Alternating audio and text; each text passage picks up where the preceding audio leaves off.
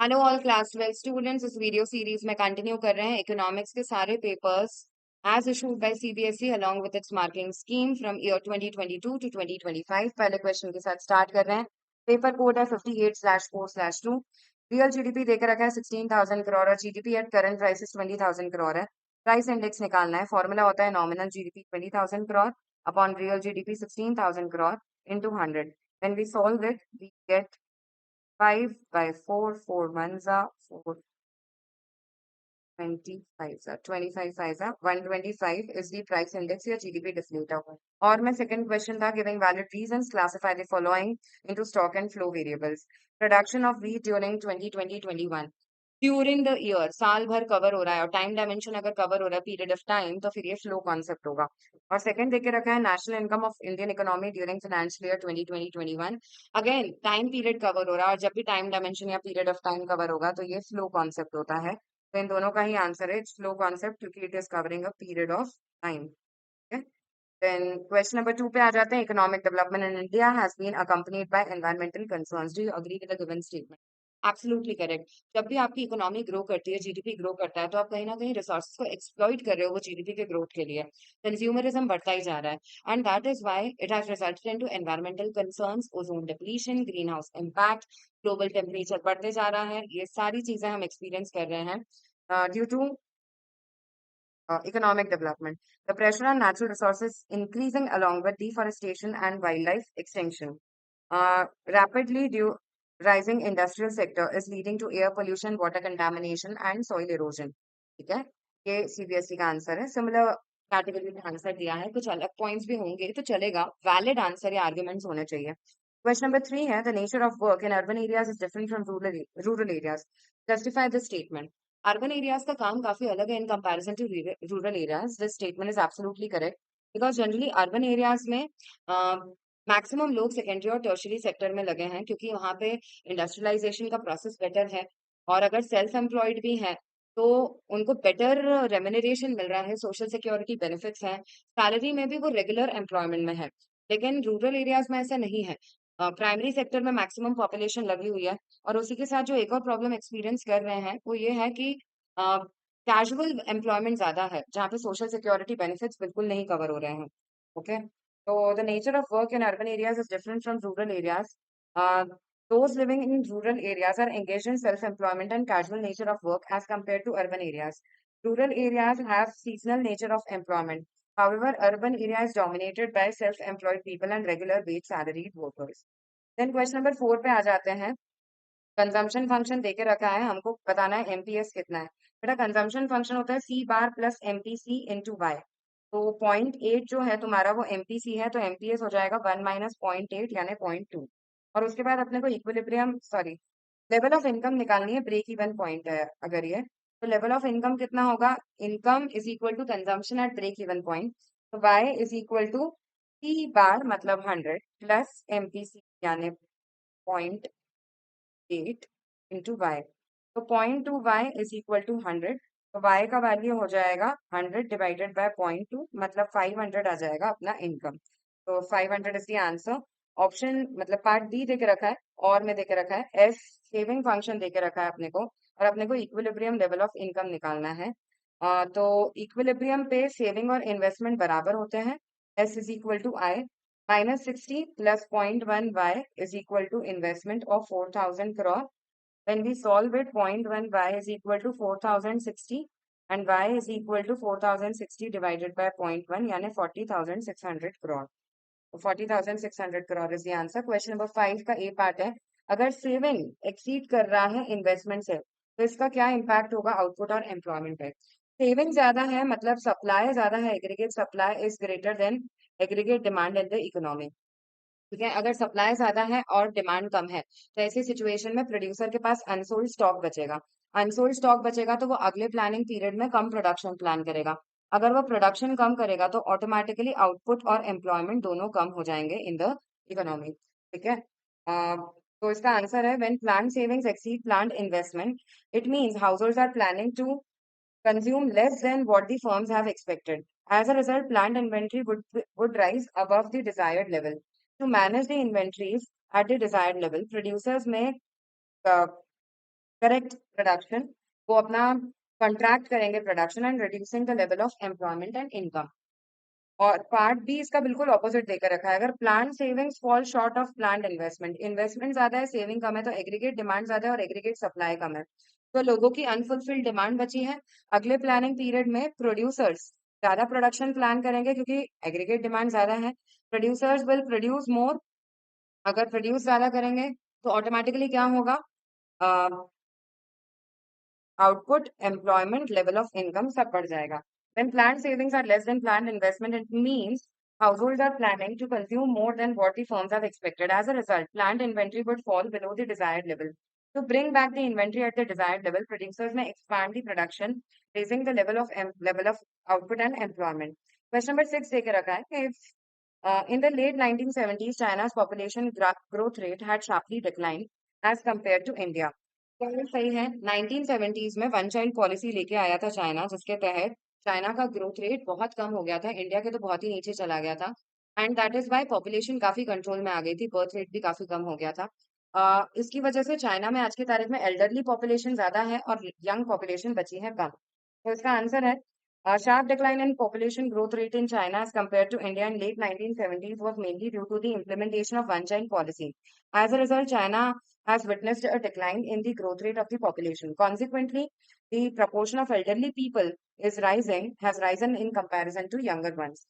Question number 7 is state and discuss any two indicators that help in measuring health status of a country.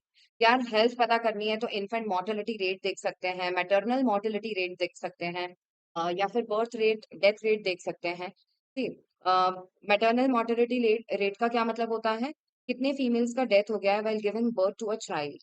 Okay, और ये generally 1 lakh females में निकाला जाता है। और इन्फेंट मोर्टेलिटी रेट मतलब कितना 1 साल से कम के बच्चों के डेथ हो गए हैं immediately after birth per 1,000 births in the country. है?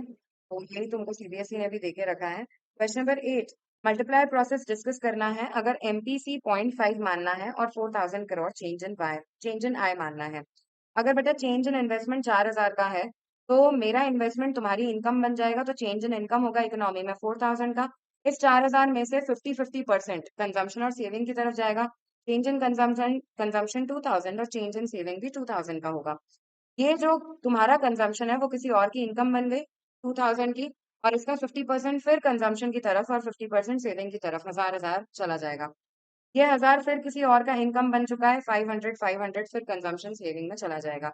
ये प्रोसेस कब तक चलेगी, जब तक कि मल्टीप्लायर का वैल्यू 1/1 माइनस 0.5 यानी 2 टाइम्स ना हो जाए। मतलब तुम्हारा चेंज इन इनकम कितना हो जाएगा, 4,000 का अगर अपन चेंज इन इन्वेस्टमेंट मान रहे हैं और के का वैल्यू 2 है, तो change in income 4 × 2 that is 8,000 हो जाएगी। तो 8,000 का चेंज इन इनकम 4,000 और 4,000 change in C and change in S हो जाएगा। क्वेश्चन नंबर 9 पे आ जाते हैं, discuss briefly two similar development strategies followed by India and Pakistan. दोनों ने ही इंपोर्ट सब्स्टिट्यूशन और मिक्स्ड इकोनॉमिक सिस्टम अडॉप्ट किया था। These are the similar strategies of both the countries. Question number 10 का ए पार्ट है, briefly explain the different phases of circular flow of income. बेटा basically हमारे को जो कवर हो रहा है वो है हाउस होल्ड और प्रोड्यूसर सेक्टर। हाउस होल्ड क्या देता है प्रोड्यूसर सेक्टर को रियल फ्लो में, ये देता है अपनी फैक्टर सर्विसेज। फैक्टर सर्विसेज के बदले में मनी फ्लो में मनी फ्लो में प्रोड्यूसर सेक्टर हाउस होल्ड को देता है फैक्टर इनकम्स। प्रोड्यूसर सेक्टर के लिए पेमेंट है और उनके लिए इनकम हो जाएगी। House producer sector real flow में देता है गुड्स एंड सर्विसेज बना के हाउस होल्ड सेक्टर को, और ये गुड्स एंड सर्विसेज के बदले में हाउस होल्ड सेक्टर क्या करता है, कंजम्पशन एक्सपेंडिचर करता है, प्रोड्यूसर सेक्टर की तरफ पैसे डाइवर्ट करता है। तो इसमें देखे रखा है, firms hire factor services from the households. Households receive factor incomes from resulting uh, for rendering their services to the firms. Households spend factor income earned to purchase final goods and services produced by the firms. ठीक है, तो यही है circular flow of income जो इन लोगों ने explain किया है। अब अपने को नॉमिनल जीडीपी निकालना है। Nominal GDP upon real GDP is equal to price index या जीडीपी डिफ्लेटर। नॉमिनल जीडीपी निकालना है, रियल जीडीपी देके रखा है 300 और प्राइस इंडेक्स है 110। ठीक है, nominal GDP upon real GDP into 100, ये 100 कैंसिल, देन नॉमिनल जीडीपी हो जाएगा 330। This is the answer. Then coming on to question number 11, consumption and saving terms complement each other. Do you agree? Absolutely correct यार. Consumption और saving curve एक दूसरे को complement इसलिए करते हैं क्योंकि इनकम के दो ही हिस्से हैं, कंजम्पशन प्लस सेविंग्स. तो अगर जीरो लेवल ऑफ इनकम पर जितना कंजम्पशन होगा उतनी ही नेगेटिव सेविंग्स होंगी. ठीक है, तभी आपका आंसर जीरो आ सकता है. और अगर आपको इनकम में से कंजम्पशन माइनस करोगे तो आपको सेविंग्स मिल जाएगी. जैसे जैसे इनकम बढ़ती जाएगी कंजम्पशन और सेविंग दोनों बढ़ते जाएंगे. ठीक है, क्योंकि a part of income will also be save. Consumption and savings are the functions of income. The major portion of income is spent on consumption of goods and services, and remaining portion is saved. That is, saving and consumption are interdependent on each other. Okay. This means that income is either consumed or saved. Thus, we can say that consumption and savings are interdependent. इसी का part B है, taxes help to curb deflationary situation. Taxes को कम कर दिया जाता है. Deflation ऐसे situation जहाँ पे एग्रीगेट डिमांड कम है, लोगों के हाथ में पैसा कम है. तो बेसिकली लोगों के हाथ में पैसा पहुंचाया जाएगा. उनके हाथ में पैसा पहुंचाना है तो आपको टैक्सेस कम करने पड़ेंगे. तो डिफ्लेशनरी गैप के दौरान टैक्स कम करते हैं तो लोगों के हाथ में ज्यादा डिस्पोजेबल इनकम बचती है ताकि वो खर्चा कर पाए. The answer CBSE के हिसाब से है, the given statement is correct. As under the situation of deficient demand, government generally reduces the taxes. This leads to higher disposable income in the hands of people. As a result, people will be able to spend more on consumption and investment expenditure. This step taken by government ultimately raises the level of aggregate demand and helps to tackle the situation of deficient demand prevailing in the economy. अपने को income and expenditure method से national income calculate करनी है, मतलब NNP@FC निकालना है. अब income method में सबसे पहले ऐड होता है कॉम्पेंसेशन ऑफ एम्प्लॉयज. सीओई तुमको देके रखा है 1400. देन नेक्स्ट वैल्यू आती है operating surplus. Operating surplus directly दिया हुआ है, दैट इज 740. उसके बाद आ जाता है मिक्स्ड इनकम. मिक्स्ड इनकम देके रखी है 1000. इन सबको ऐड करने पे we are getting 3140 as NDP@FC. ठीक है, और अगर इसको कन्वर्ट करना है इनटू NNP@FC में, NNP@FC निकालने के लिए डोमेस्टिक को नेशनल में कन्वर्ट करना पड़ेगा. Net factor income from abroad add करनी पड़ेगी. Net factor income from abroad लेके रखिए 40. तो ये हो जाएगा 3180. तो 3180 इनकम मेथड के हिसाब से आंसर है. ओके. और एक्सपेंडिचर मेथड के हिसाब से क्या हो जाएगा, सबसे पहले ऐड होगा प्राइवेट फाइनल कंजम्पशन एक्सपेंडिचर जो है 2000. फिर दूसरा आएगा गवर्नमेंट फाइनल कंजम्पशन एक्सपेंडिचर जो है 1000.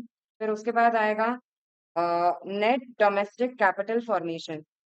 नेट डोमेस्टिक कैपिटल फॉर्मेशन के यहाँ पे दो हिस्से हैं. Net domestic fixed capital formation that is 500, और दूसरा है change in stock. Change in stock है -100. और फोर्थ पार्ट है नेट एक्सपोर्ट. नेट एक्सपोर्ट मतलब एक्सपोर्ट माइनस इम्पोर्ट डायरेक्टली देके रखे हैं हमें -60. 3400 3340. 3340 आ गया अपना NEP@MP. अपने को चाहिए NNP@FC. NNP@FC करना है तो डोमेस्टिक से national plus NFIFA. Net factor income from abroad मतलब 40. और मार्केट प्राइस से फैक्टर कॉस्ट करना है तो NIT माइनस करना होगा. नेट इनडायरेक्ट टैक्सेस देकर रखे हैं 150. 380 -150 अगर करेंगे will get 3230. Answer as given by CBSE. ठीक है, इसी का पार्ट बी है, इसमें ऑपरेटिंग सरप्लस निकालना है. Operating surplus compensation of employees देकर रखा है 300. Let operating surplus be X को ऐड कर देते हैं. मिक्स इनकम कुछ भी नहीं है तो we'll assume it to be 0. ठीक है, इन सबको ऐड करने पे आ रहा है 300 + x. ये है NDP@FC. अपने को वैल्यू देके रखिए GDP@FC. तो GDP@FC में अगर इसको कन्वर्ट करना है नेट से ग्रॉस पे जाने के लिए depreciation consumption of fix capital add होगा. तो अपन अगर 100 ऐड कर देते हैं तो 400 + x आती है वैल्यू. 400 + x किसके बराबर है, GDP@FC के बराबर जो 650 है. तो ऑपरेटिंग सरप्लस x की वैल्यू आ जाएगी 650 - 400 मतलब 250 करोड़. इसी का सेकंड पार्ट है state and discuss briefly the main components, three main components of net factor income from abroad, ये बुक्स में डायरेक्टली देके रखा है। थ्री कंपोनेंट्स है net factor income from abroad के: net compensation of employees, then net operating surplus और retained earnings. ये directly books में देके रखा है। Net compensation of employees, net income from property and entrepreneurship मतलब ऑपरेटिंग सरप्लस, और net retained earnings. Then question number 13, ये पूरा केस स्टडी बेस्ड क्वेश्चन है। अब इसमें तुमको देके रखा है the NITI Aayog index developed in collaboration with German cooperation ranks 56 under sorry ranks 56 urban areas and 77 sustainable development goals indicators in its journey of localization of sustainable development goals and creating SDGs, Sustainable Development Goals, progress monitoring system at all levels. The Niti Aayog has developed the SDG Urban Index and dashboard in 2021-22. The index will strengthen SDG localization and क्या करेगा institute monitoring at various city levels. According to Niti Aayog, this index highlights the strengths and gaps of the data monitoring and reporting systems. The tools used in the index will contribute to the creation of ecological system in which stakeholders will be equipped to adopt and implement data-driven decision making. The Niti Aayog is of a view that this transformative change is quite essential given the increasing prominence of our cities and urban areas in clearing the in charting the future of development. Okay. In India, out of 56 urban areas ranked in the index, 44 are with population above 1 million. As per Niti Aayog, for each SDG, the urban areas are ranked on the scale of 0 to 100. A score of 100 implies that urban area has achieved the targets for 2030. A zero score implies that it is farthest from achieving the target among the selected urban areas. The areas with score between 0 to 49 have been ranked as aspirants. Uh, those with 50 to 64 are termed as performers, and 66 to 99 are called front runners, and the ones with the perfect score are called achievers. अब क्या है?